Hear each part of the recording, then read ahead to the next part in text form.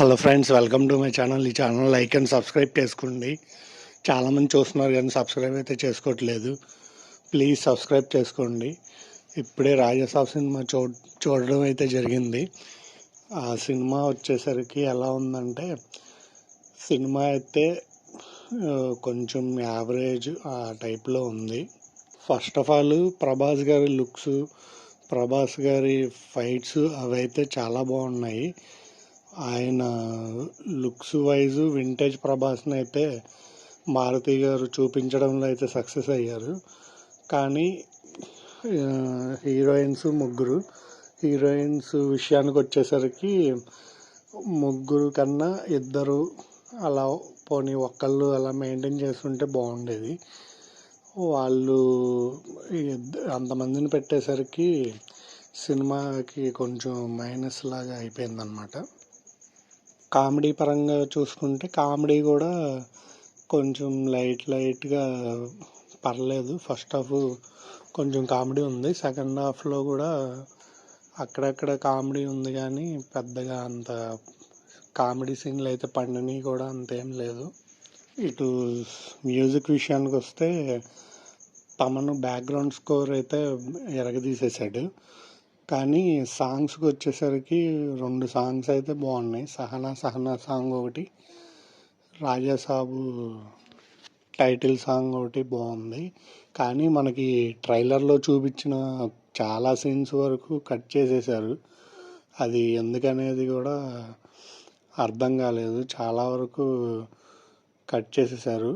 అసలు సినిమా చూస్తే మీకు అర్థమవుతుంది. అసలు క్యారెక్టర్నే లేపేశారు సినిమాలో. అది మెయిన్ క్యారెక్టర్ అనుకున్న ప్రతి ఒక్కరికి డిసప్పాయింట్ అయిపోయింది.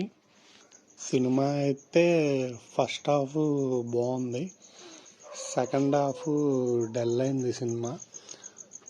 కొంచెం ఇక పెట్టిన పెట్టుబడి వరకు వస్తే పర్లేదు అనిపిస్తుంది. కావాల్సి వస్తే సంక్రాంతి బరిలో సినిమాలు ఉన్నాయి కాబట్టి వాటి మీద ఆధారపడి ఉంటుంది. ప్రస్తుతానికైతే మామూలుగా అయితే ఫ్యామిలీ పరంగా చూడవచ్చు సినిమా. క్యారెక్టర్ వైజ్గా వచ్చేసరికి ప్రభాస్ ఎరగదీసేశాడు. ఫైట్లు కానీ సెంటిమెంటు అంటే అంత వర్కౌట్ అవ్వలేదు, కానీ చాలా వరకు సెంటిమెంట్ కూడా వర్కౌట్. అంటే అతను బాగా యాక్టింగ్తో పండించాడు ప్రభాస్.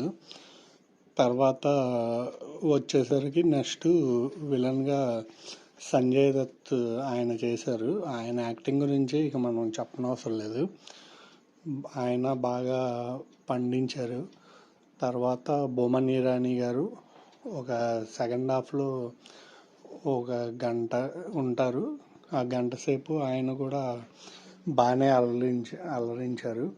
తర్వాత ప్రభాస్ నాయనమ్మగా చేసిన ఆవిడ ఉంది, ఆవిడ కూడా చాలా బాగా చేశారు.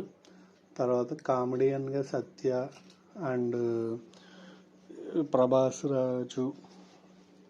ప్రభాస్ సీను ఆయన కూడా ఆయన కామెడీ బాగా చేశారు. తమిళ ఆయన ఇంకో ఆయన ఉంటారు కదా, ఆయన పేరు ఏదో ఉంది, ఇంత టాలెంటెడ్గా ఉంటారు, ఆయన కూడా బాగానే చేశారు. ఇంతవరకు అయితే బాగుంది.